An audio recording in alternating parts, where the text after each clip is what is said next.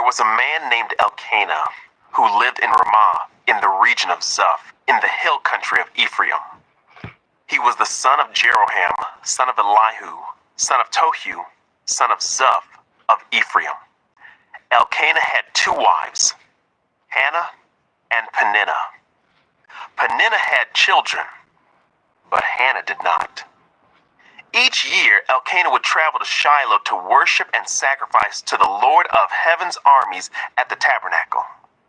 The priests of the Lord at that time were the two sons of Eli, Hophni and Phinehas. On the days Elkanah presented his sacrifice, he would give portions of the meat to Peninnah and each of her children. And though he loved Hannah, he would give her only one choice portion, because the Lord had given her no children. So Peninnah would taunt Hannah and make fun of her because the Lord had kept her from having children. Year after year it was the same. Peninnah would taunt Hannah as they went to the tabernacle. Each time, Hannah would be reduced to tears and would not even eat. "Why are you crying, Hannah?" Elkanah would ask. "Why aren't you eating? Why be downhearted just because you have no children? You have me. Isn't that better than having 10 sons?" Hannah's prayer for a son. Once after a sacrificial meal at Shiloh, Hannah got up and went to pray. Eli the priest was sitting at his customary place beside the entrance of the tabernacle. Hannah was in deep anguish, crying bitterly as she prayed to the Lord. And she made this vow: "O Lord of heaven's armies, if you will look upon my sorrow and answer my prayer and give me a son, then I will give him back to you. He will be yours for his entire lifetime, and as a sign that he has been dedicated to the Lord, his hair will never be cut." As she was praying to the Lord, Eli watched her. Seeing her lips moving but hearing no sound, he thought she had been drinking. "Must you come here drunk?" he demanded. "Throw away your wine." "Oh no, sir," she replied. "I haven't been drinking wine or anything stronger, but I am very discouraged and I was pouring out my heart to the Lord. Don't think I am a wicked woman, for I have been praying out of great anguish and sorrow." "In that case," Eli said, "go in peace. May the God of Israel grant the request you have asked of him." "Oh, thank you, sir," she exclaimed. Then she went back and began to eat again, and she was no longer sad. Samuel's birth and dedication. The entire family got up early the next morning and went to worship the Lord once more. Then they returned home to Ramah. When Elkanah slept with Hannah, the Lord remembered her plea, and in due time she gave birth to a son. She named him Samuel, for she said, "I asked the Lord for him." The next year, Elkanah and his family went on their annual trip to offer a sacrifice to the Lord and to keep his vow. But Hannah did not go. She told her husband, "Wait until the boy is weaned. Then I will take him to the tabernacle and leave him there with the Lord permanently." "Whatever you think is best," Elkanah agreed. "Stay here for now, and may the Lord help you keep your promise." So she stayed home and nursed the boy until he was weaned. When the child was weaned, Hannah took him to the tabernacle in Shiloh. They brought along a 3-year-old bull for the sacrifice and a basket of flour and some wine. After sacrificing the bull, they brought the boy to Eli. "Sir, do you remember me?" Hannah asked. "I am the very woman who stood here several years ago praying to the Lord. I asked the Lord to give me this boy, and he has granted my request. Now I am giving him to the Lord, and he will belong to the Lord his whole life. And they worshiped the Lord there.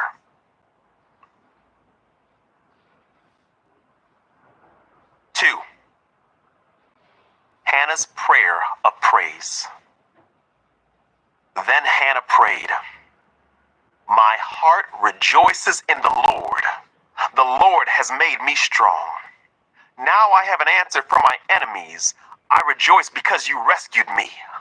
No one is holy like the Lord. There is no one besides you. There is no rock like our God." Stop acting so proud and haughty. Don't speak with such arrogance.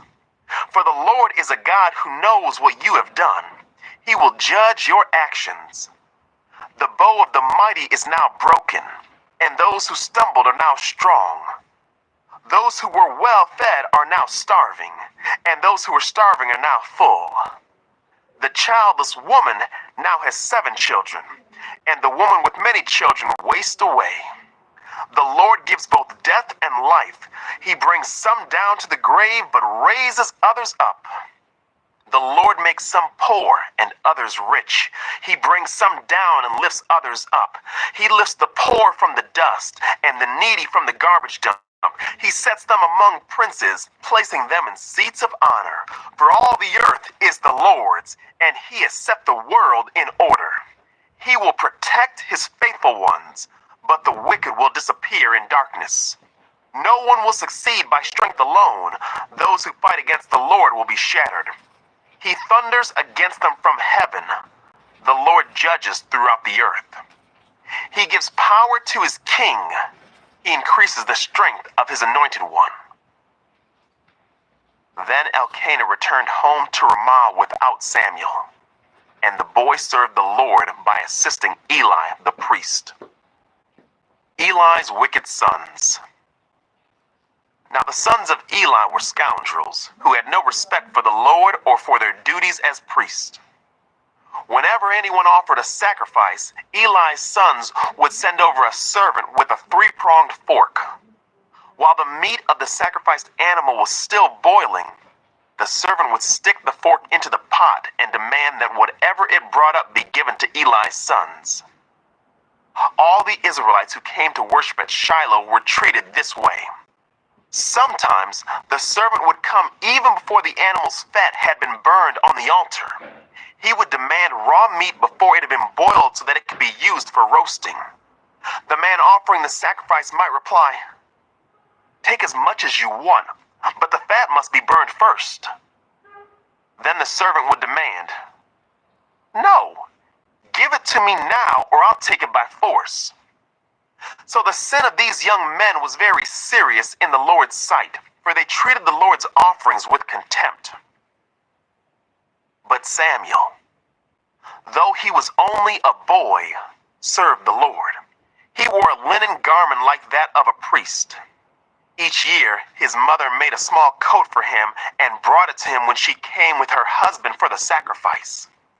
Before they returned home, Eli would bless Elkanah and his wife and say, "May the Lord give you other children to take the place of this one she gave to the Lord." And the Lord blessed Hannah, and she conceived and gave birth to 3 sons and 2 daughters. Meanwhile, Samuel grew up in the presence of the Lord. Now Eli was very old, but he was aware of what his sons were doing to the people of Israel. He knew, for instance, that his sons were seducing the young women who assisted at the entrance of the tabernacle. Eli said to them,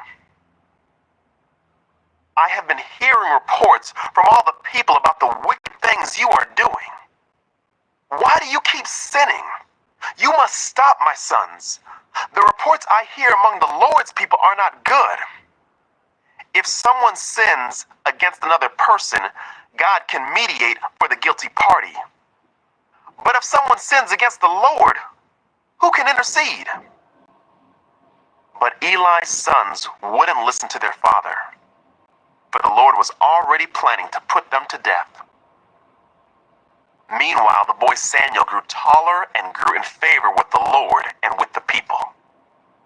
A warning for Eli's family. One day a man of God came to Eli and gave him this message from the Lord. I revealed myself to your ancestors when they were Pharaoh's slaves in Egypt.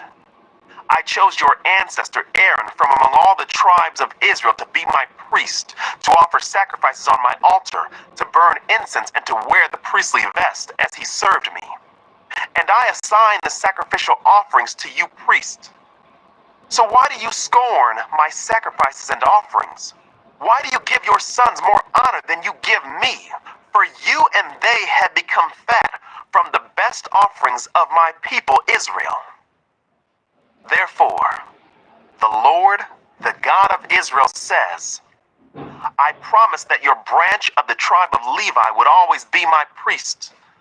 But I will honor those who honor me, and I will despise those who think lightly of me. The time is coming when I will put an end to your family, so it will no longer serve as my priest. All the members of your family will die before their time. None will reach old age.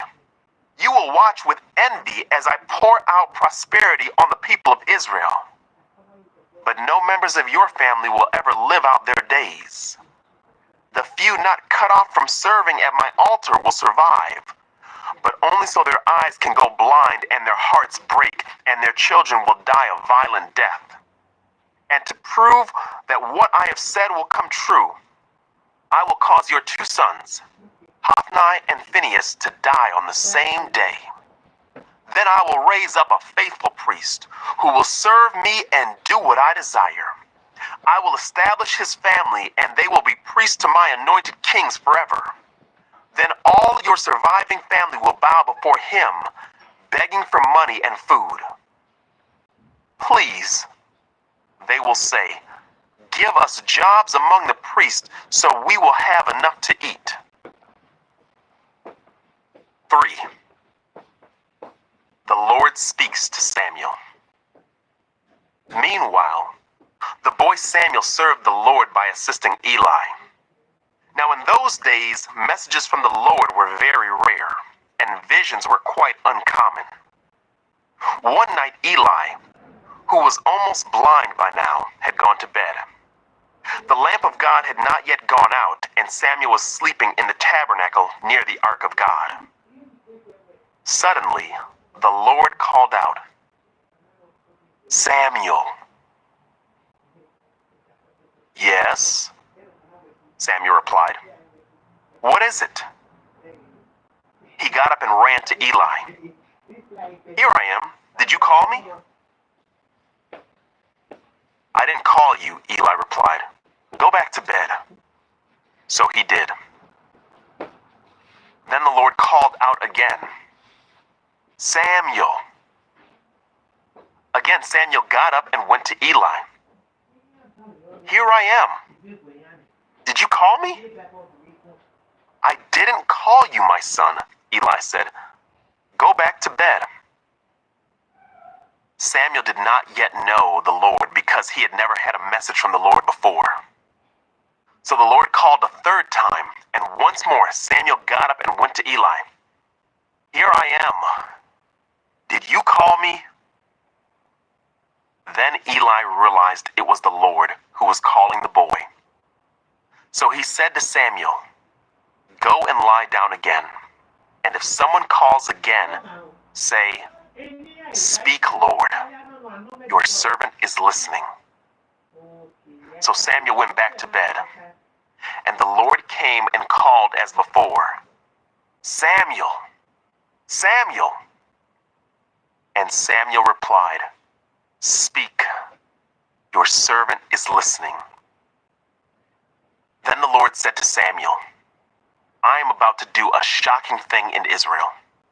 I am going to carry out all my threats against Eli and his family from beginning to end. I have warned him that judgment is coming upon his family forever because his sons are blaspheming God and he hasn't disciplined them. So I have vowed that the sins of Eli and his sons will never be forgiven by sacrifices or offerings. Samuel speaks for the Lord. Samuel stayed in bed until morning, then got up and opened the doors of the tabernacle as usual. He was afraid to tell Eli what the Lord had said to him, But Eli called out to him, "Samuel, my son." "Here I am," Samuel replied. "What did the Lord say to you? Tell me everything, and may God strike you and even kill you if you hide anything from me." So Samuel told Eli everything. He didn't hold anything back. "It is the Lord's will," Eli replied. "Let him do what he thinks best."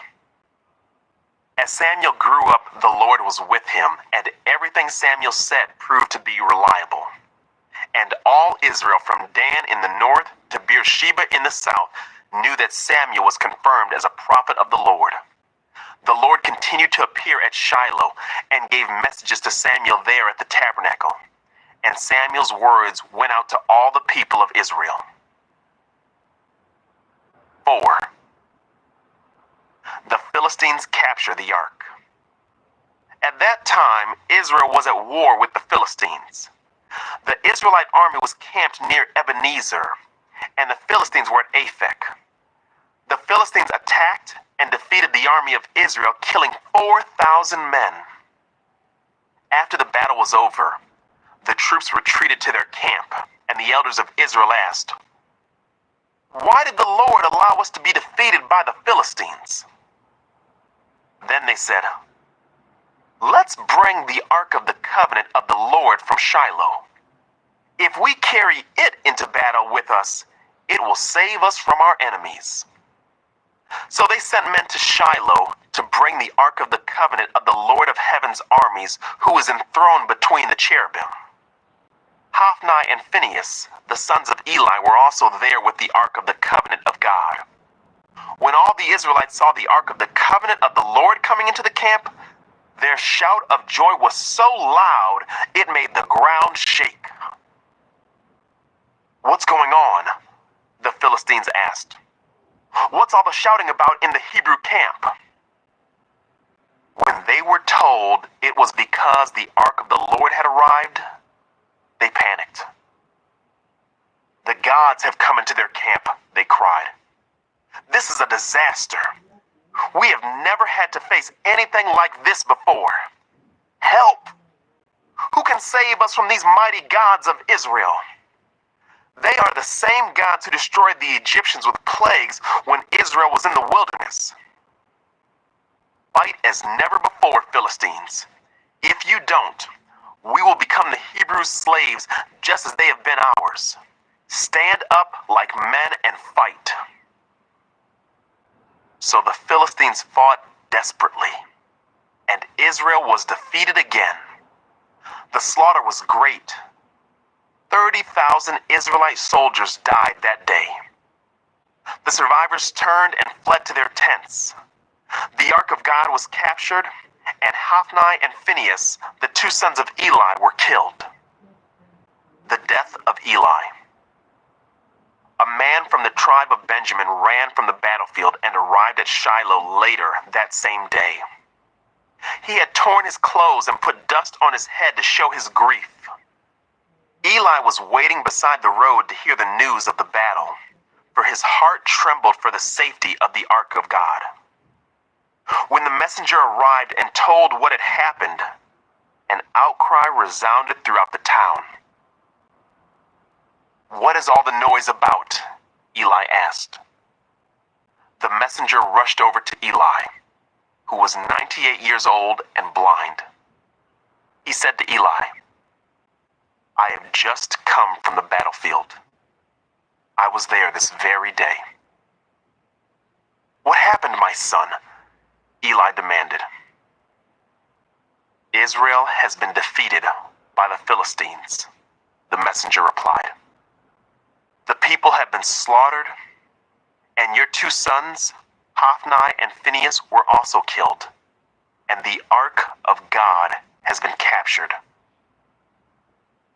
When the messenger mentioned what had happened to the Ark of God, Eli fell backward from his seat beside the gate. He broke his neck and died, for he was old and overweight. He had been Israel's judge for 40 years. Eli Eli's daughter-in-law, the wife of Phinehas, was pregnant and near her time of delivery. When she heard that the ark of God had been captured and that her father-in-law and husband were dead, she went into labor and gave birth. She died in childbirth, but before she passed away, the midwives tried to encourage her. "Don't be afraid," they said. "You have a baby boy." But she did not answer or pay attention to them. She named the child Ichabod, which means, "Where is the glory?" For she said, "Israel's glory is gone." She named him this because the ark of God had been captured and because her father-in-law and husband were dead. Then she said, "The glory has departed from Israel, for the ark of God has been captured." 5. The ark in Philistia. After the Philistines captured the ark of God, they took it from the battleground at Ebenezer to the town of Ashdod. They carried the ark of God into the temple of Dagon and placed it beside an idol of Dagon. But when the citizens of Ashdod went to see it the next morning, Dagon had fallen with his face to the ground in front of the ark of the Lord. So they took Dagon and put him in his place again. But the next morning, the same thing happened. Dagon had fallen face down before the ark of the Lord again. This time his head and hands had broken off and were lying in the doorway. Only the trunk of his body was left intact. That is why to this day, neither the priest of Dagon nor anyone who enters the temple of Dagon in Ashdod will step on its threshold. Then the Lord's heavy hand struck the people of Ashdod and the nearby villages with a plague of tumors. When the people realized what was happening, they cried out, "We can't keep the ark of the God of Israel here any longer. He is against us. We will all be destroyed along with Dagon our God." So they called together the rulers of the Philistine towns and asked, "What should we do with the ark of the God of Israel?" The rulers discussed it and replied, "Move it to the town of Gath." So they moved the ark of the God of Israel to Gath. But when the ark arrived at Gath, the Lord's heavy hand fell on its men, young and old. He struck them with a plague of tumors, and there was a great panic. So they sent the ark of God to the town of Ekron. But when the people of Ekron saw it coming, they cried out, "They are bringing the ark of the God of Israel here to kill us too." The people summoned the Philistine rulers again and begged them, "Please send the ark of the God of Israel back to its own country, or it will kill us all." For the deadly plague from God had already begun, and great fear was sweeping across the town. Those who didn't die were afflicted with tumors, and the cry from the town rose to heaven. 6. The Philistines returned the ark. The ark of the Lord remained in Philistine territory 7 months in all. Then the Philistines called in their priests and diviners and asked them, "What should we do about the ark of the Lord? Tell us how to return it to its own country." "Send the ark of the God of Israel back with a gift," they were told. "Send a guilt offering so the plague will stop. Then, if you are healed, you will know it was his hand that caused the plague." "What sort of guilt offering should we send?" they asked.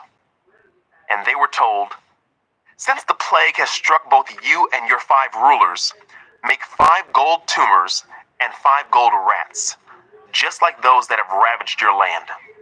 Make these things to show honor to the God of Israel. Perhaps then he will stop afflicting you, your gods, and your land. Don't be stubborn and rebellious as Pharaoh and the Egyptians were. By the time God was finished with them, they were eager to let Israel go. Now build a new cart and find 2 cows that have just given birth to calves. Make sure the cows have never been yoked to a cart. Hitch the cows to the cart, but shut their calves away from them in a pen. Put the ark of the Lord on the cart, and beside it place a chest containing the gold rats and gold tumors you are sending as a guilt offering. Then let the cows go wherever they want. If they cross the border of our land and go to Beth-Shemesh, we will know it was the Lord who brought this great disaster upon us. If they don't, we will know it was not his hand that caused the plague. It came simply by chance. So these instructions were carried out. 2 cows were hitched to the cart, and their newborn calves were shut up in a pen. Then the ark of the Lord and the chest containing the gold rats and gold tumors were placed on the cart. And sure enough, without veering off in other directions, the cows went straight along the road toward Beth-Shemesh, lowing as they went. The Philistine rulers followed them as far as the border of Beth-Shemesh. The people of Beth-Shemesh were harvesting wheat in the valley, and when they saw the ark, they were overjoyed. The cart came into the field of a man named Joshua and stopped beside a large rock. So the people broke up the wood of the cart for a fire and killed the cows and sacrificed them to the Lord as a burnt offering. Several men of the tribe of Levi lifted the ark of the Lord and the chest containing the gold rats and gold tumors from the cart and placed them on the large rock. Many sacrifices and burnt offerings were offered to the Lord that day by the people of Beth-Shemesh. The 5 Philistine rulers watched all this and then returned to Ekron that same day. The 5 gold tumors sent by the Philistines as a guilt offering to the Lord were gifts from the rulers of Ashdod, Gaza, Ashkelon, Gath, and Ekron. The 5 gold rats represented the 5 Philistine towns and their surrounding villages, which were controlled by the 5 rulers. The large rock at Beth-Shemesh, where they set the ark of the Lord, still stands in the field of Joshua as a witness to what happened there. The ark moved to Kiriath-Jearim. But the Lord killed 70 men from Beth-Shemesh because they looked into the ark of the Lord. And the people mourned greatly because of what the Lord had done. Who is able to stand in the presence of the Lord, this holy God? They cried out. Where can we send the ark from here? So they sent messengers to the people at Kiriath-Jearim and told them, the Philistines have returned the ark of the Lord. Come here and get it. 7. So the men of Kiriath-Jearim came to get the ark of the Lord. They took it to the hillside home of Aminadab and ordained Eleazar his son to be in charge of it. The ark remained in Kiriath-Jearim for a long time, 20 years in all. During that time, all Israel mourned because it seemed the Lord had abandoned them. Samuel leads Israel to victory. Then Samuel said to all the people of Israel, if you want to return to the Lord with all your hearts, get rid of your foreign gods and your images of Ashtoreth. Turn your hearts to the Lord and obey him alone. Then he will rescue you from the Philistines. So the Israelites got rid of their images of Baal and Ashtoreth and worshipped only the Lord. Then Samuel told them, gather all of Israel to Mizpah, and I will pray to the Lord for you. So they gathered at Mizpah and, in a great ceremony, drew water from a well and poured it out before the Lord. They also went without food all day and confessed that they had sinned against the Lord. It was at Mizpah that Samuel became Israel's judge. When the Philistine rulers heard that Israel had gathered at Mizpah, they mobilized their army and advanced. The Israelites were badly frightened when they learned that the Philistines were approaching. Don't stop pleading with the Lord our God to save us from the Philistines, they begged Samuel. So Samuel took a young lamb and offered it to the Lord as a whole burnt offering. He pleaded with the Lord to help Israel, and the Lord answered him. Just as Samuel was sacrificing the burnt offering, the Philistines arrived to attack Israel. But the Lord spoke with a mighty voice of thunder from heaven that day, and the Philistines were thrown into such confusion that the Israelites defeated them. The men of Israel chased them from Mizpah to a place below Beth-kar, slaughtering them all along the way. Samuel then took a large stone and placed it between the towns of Mizpah and Jeshanah. He named it Ebenezer, which means the stone of help. For he said, "Up to this point, the Lord has helped us." So the Philistines were subdued and didn't invade Israel again for some time. And throughout Samuel's lifetime, the Lord's powerful hand was raised against the Philistines. The Israelite villages near Ekron and Gath that the Philistines had captured were restored to Israel along with the rest of the territory that the Philistines had taken. And there was peace between Israel and the Amorites in those days. Samuel continued as Israel's judge for the rest of his life. Each year he traveled around setting up his court, first at Bethel, then at Gilgal, and then at Mizpah. He judged the people of Israel at each of these places. Then he would return to his home at Ramah, and he would hear cases there too. And Samuel built an altar to the Lord at Ramah. 8. Israel requests a king. As Samuel grew old, he appointed his sons to be judges over Israel. Joel and Abijah, his oldest sons, held court in Beersheba. But they were not like their father. For they were greedy for money, they accepted bribes and perverted justice. Finally, all the elders of Israel met at Ramah to discuss the matter with Samuel. "Look," they told him, "you are now old, and your sons are not like you. Give us a king to judge us like all the other nations have." Samuel was displeased with their request and went to the Lord for guidance. "Do everything they say to you," the Lord replied, "for they are rejecting me, not you. They don't want me to be their king any longer. Ever since I brought them from Egypt, they have continually abandoned me and followed other gods. And now they are giving you the same treatment. Do as they ask, but solemnly warn them about the way a king will reign over them." Samuel warns against a kingdom. So Samuel passed on the Lord's warning to the people who were asking him for a king. "This is how a king will reign over you," Samuel said. "The king will draft your sons and assign them to his chariots and his charioteers, making them run before his chariots. Some will be generals and captains in his army. Some will be forced to plow in his fields and harvest his crops. And some will make his weapons and chariot equipment. The king will take your daughters from you and force them to cook and bake and make perfumes for him. He will take away the best of your fields and vineyards and olive groves and give them to his own officials. He will take a tenth of your grain and your grape harvest and distribute it among his officers and attendants.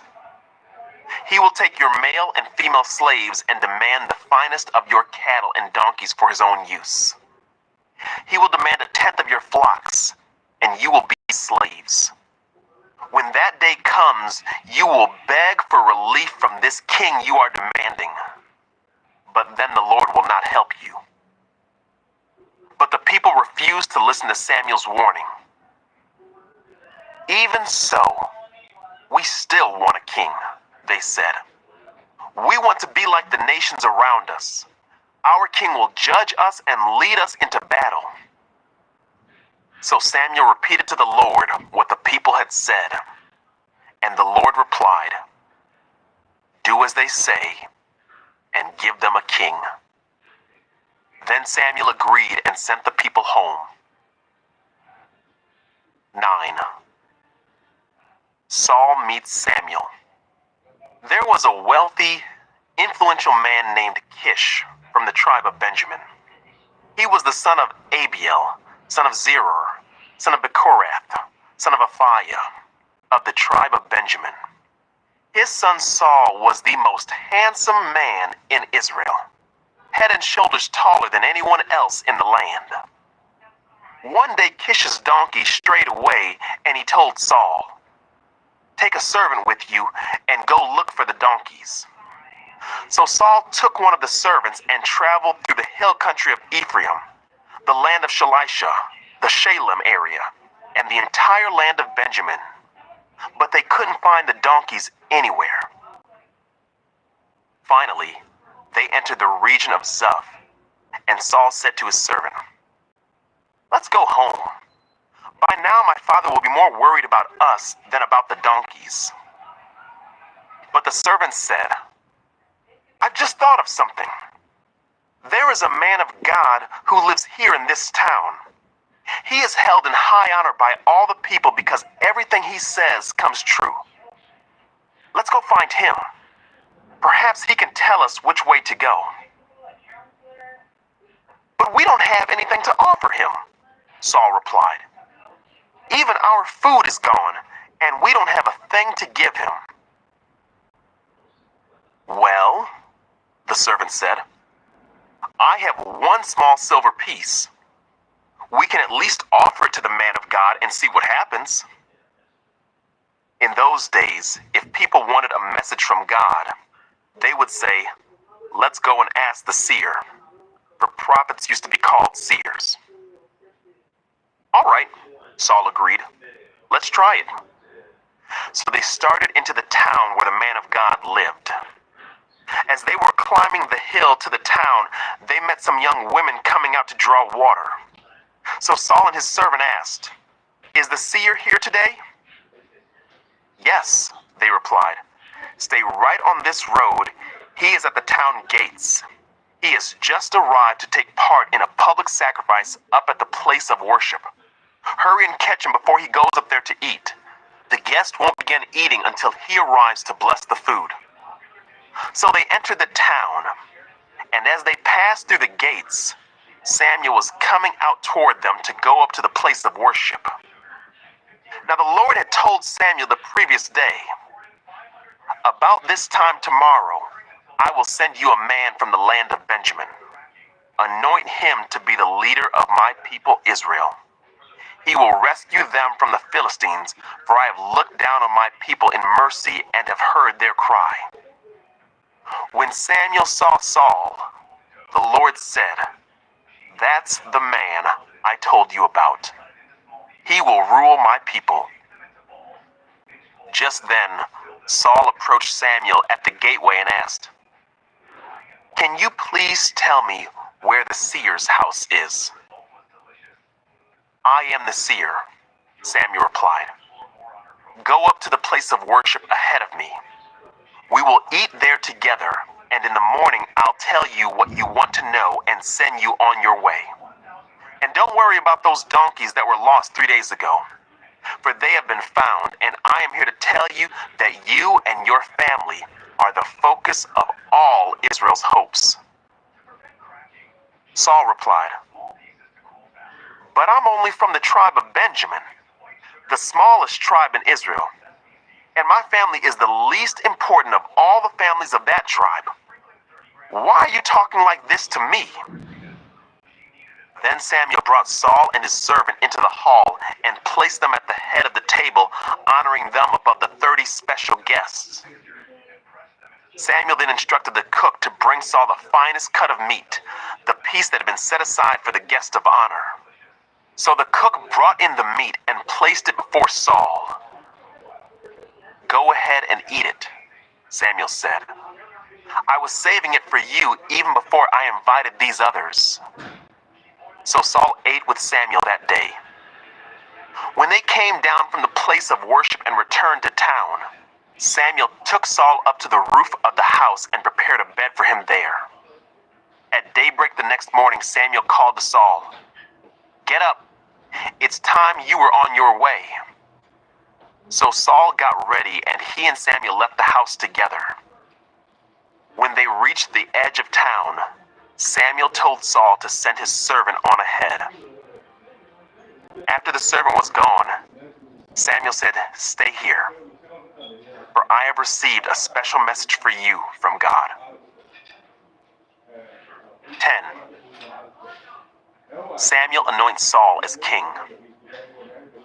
Then Samuel took a flask of olive oil and poured it over Saul's head.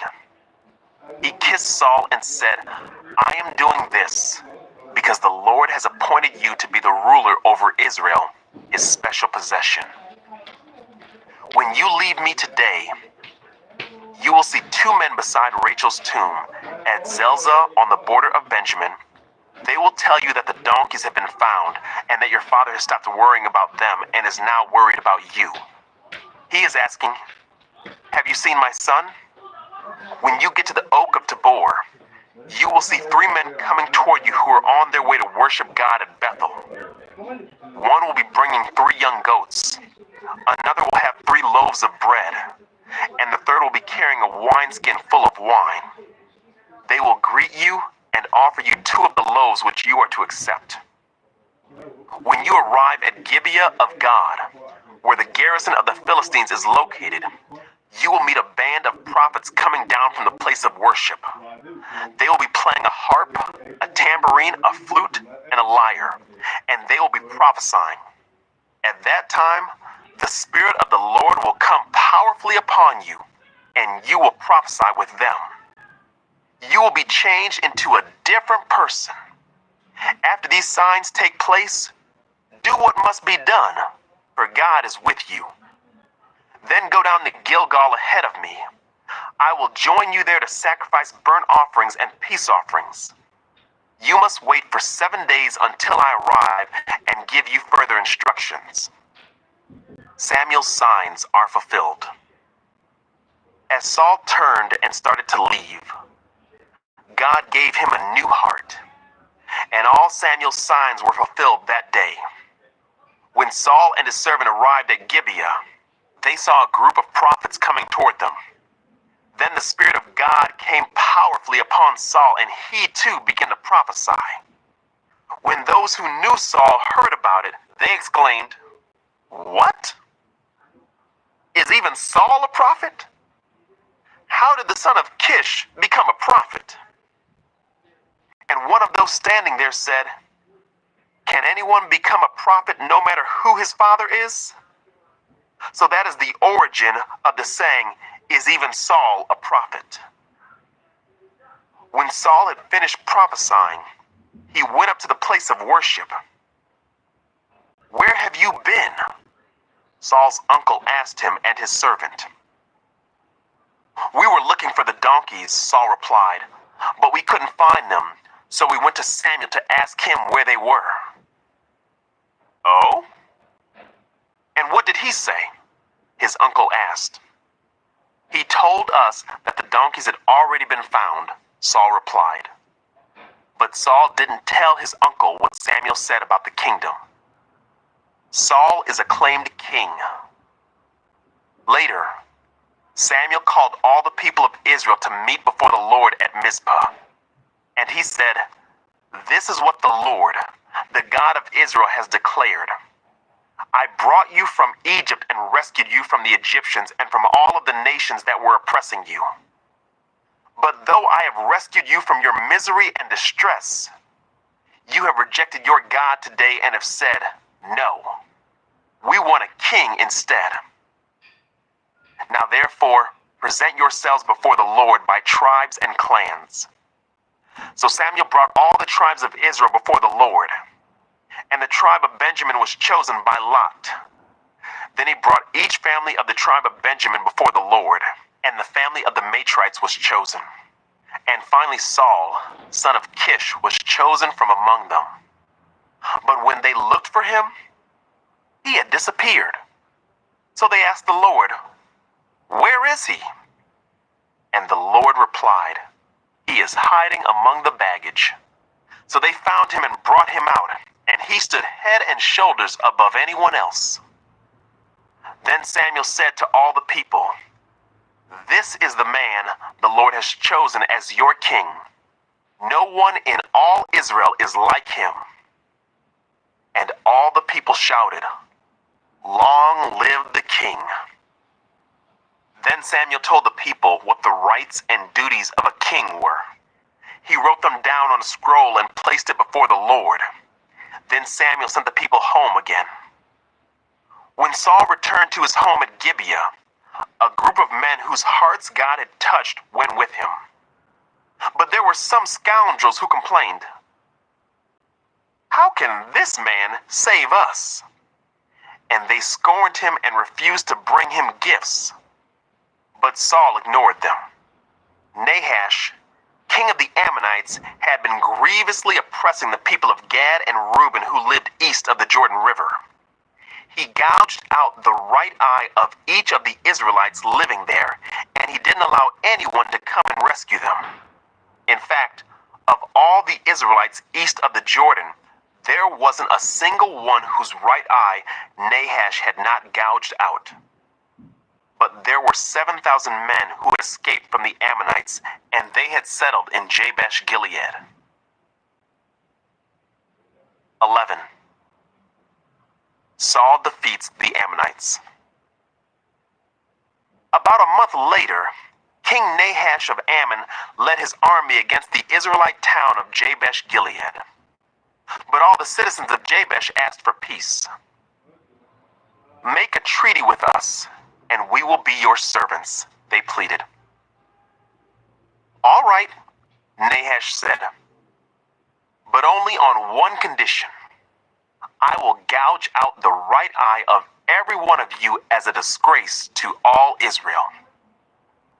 "Give us 7 days to send messengers throughout Israel," replied the elders of Jabesh. "If no one comes to save us, we will agree to your terms." When the messengers came to Gibeah of Saul and told the people about their plight, everyone broke into tears. Saul had been plowing a field with his oxen, and when he returned to town, he asked, "What's the matter? Why is everyone crying?" So they told him about the message from Jabesh. Then the Spirit of God came powerfully upon Saul, and he became very angry.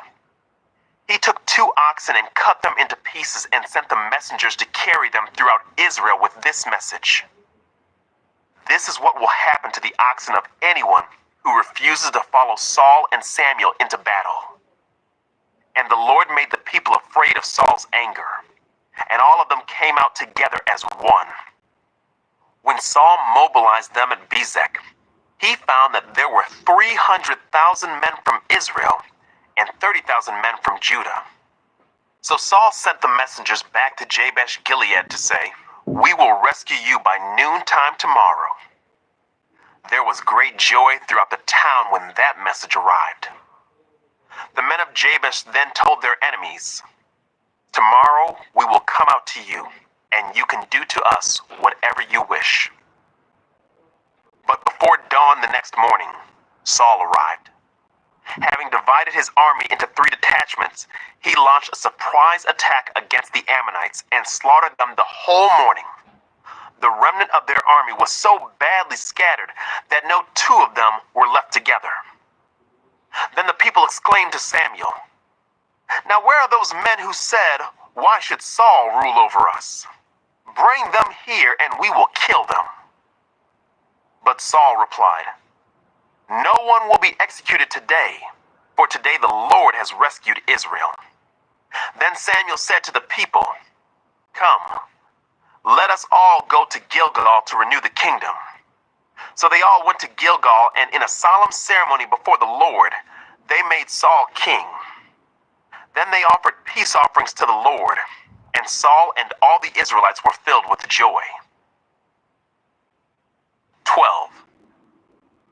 Samuel's farewell address. Then Samuel addressed all Israel. "I have done as you asked, and given you a king. Your king is now your leader. I stand here before you, an old, gray-haired man, and my sons serve you. I have served as your leader from the time I was a boy to this very day. Now testify against me in the presence of the Lord and before his anointed one. Whose ox or donkey have I stolen? Have I ever cheated any of you?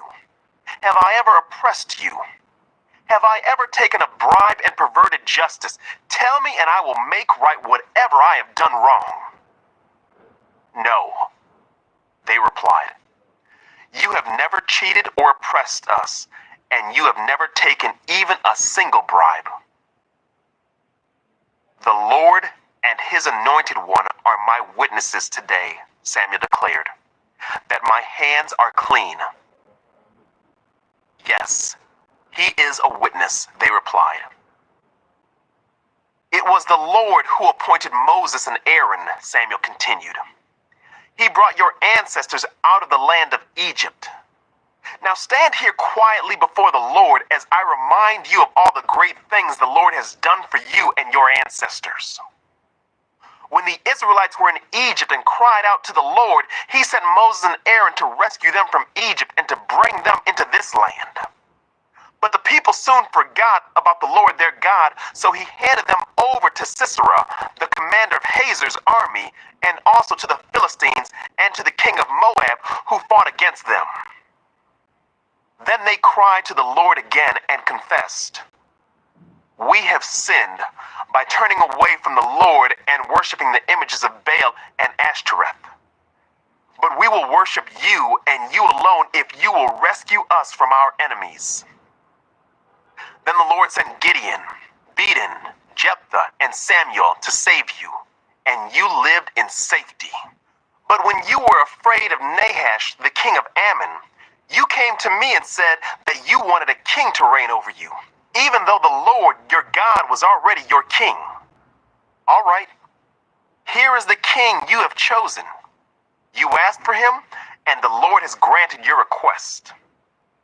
Now if you fear and worship the Lord and listen to his voice, and if you do not rebel against the Lord's commands, then both you and your king will show that you recognize the Lord as your God.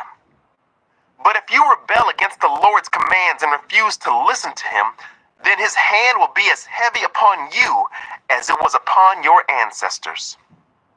Now stand here and see the great thing the Lord is about to do. You know that it does not rain at this time of the year during the wheat harvest.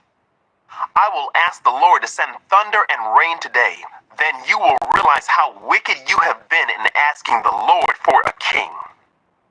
So Samuel called to the Lord, and the Lord sent thunder and rain that day. And all the people were terrified of the Lord and of Samuel. "Pray to the Lord your God for us, or we will die," they all said to Samuel. "For now we have added to our sins by asking for a king." "Don't be afraid," Samuel reassured them. "You have certainly done wrong, but make sure now that you worship the Lord with all your heart and don't turn your back on him. Don't go back to worshiping worthless idols that cannot help or rescue you. They are totally useless. The Lord will not abandon his people because that would dishonor his great name. For it has pleased the Lord to make you his very own people. As for me, I will certainly not sin against the Lord by ending my prayers for you. And I will continue to teach you what is good and right. But be sure to fear the Lord and faithfully serve him. Think of all the wonderful things he has done for you. But if you continue to sin, you and your king will be swept away." 13. Continued war with Philistia. Saul was 30 years old when he became king, and he reigned for 42 years. Saul selected 3,000 special troops from the army of Israel and sent the rest of the men home. He took 2,000 of the chosen men with him to Michmash and the hill country of Bethel. The other 1,000 went with Saul's son Jonathan to Gibeah in the land of Benjamin. Soon after this, Jonathan attacked and defeated the garrison of Philistines at Geba. The news spread quickly among the Philistines, so Saul blew the ram's horn throughout the land, saying, "Hebrews, hear this! Rise up and revolt. All Israel heard the news that Saul had destroyed the Philistine garrison at Geba, and that the Philistines now hated the Israelites more than ever. So the entire Israelite army was summoned to join Saul at Gilgal. The Philistines mustered a mighty army of 3,000 chariots, 6,000 charioteers, and as many warriors as the grains of sand on the seashore. They camped at Michmash, east of Bethaven. The men of Israel saw what a tight spot they were in, and because they were hard pressed by the enemy, they tried to hide in caves, thickets, rocks, holes, and cisterns. Some of them crossed the Jordan River and escaped into the land of Gad and Gilead. Saul's disobedience and Samuel's rebuke.